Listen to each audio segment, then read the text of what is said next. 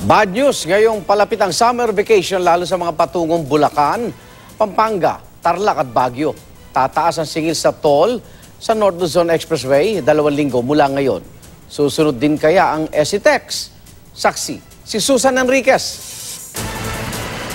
Simula sa Marso 20, madaragdagan na binabayarang toll ng mga motoristang dumaraan sa North Luzon Expressway. Inaprubahan na kasi ng Toll Regulatory Board ang petisyon ng NLEX na dagdag toll mula noong 2012 at 2014. Sa ilalim ng inaprubahang toll hike, may dagdag na 10 piso para sa Class 1 na gagamit ng open system ng NLEX na mula Balintawak hanggang Marilao. Kasama na rin ang kabubukas na NLEX North Harbor Link. Habang ang Class 2 vehicles, may dagdag na 23 pesos na toll, 29 pesos naman sa Class 3 vehicles. Kaya ang dating 45 pesos na singil sa Class 1 vehicles, magiging 55 pesos na.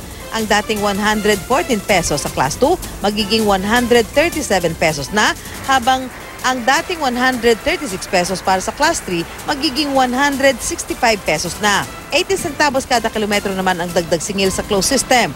Ang dulo-dulong biyahe mula Balintawak hanggang sa Mabalacat, Pampanga, may dagdag na 22 pesos sa Class 1 vehicles, 56 sa Class 2 at 67 sa Class 3 vehicles.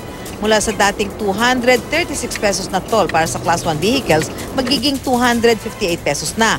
Ang Class 2 vehicles, mula 590 pesos, magiging 646 pesos na ang toll, at para sa Class 3 vehicles, mula 708 pesos, magiging 775 pesos na. Nasabay yung nag-coincide yung increase brought about by the Harbor Link project.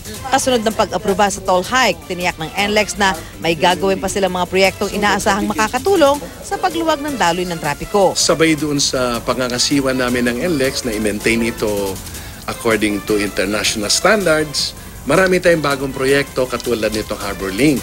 Ayon naman sa TRB, pinag-aaralan pa rin nila ang petition ng SCTEX para sa toll increase. Yung SCTEX, 2011 pa yun. Hindi pa nabibigyan ng increase. Ako, si Susan Enriquez, ang inyong saksi.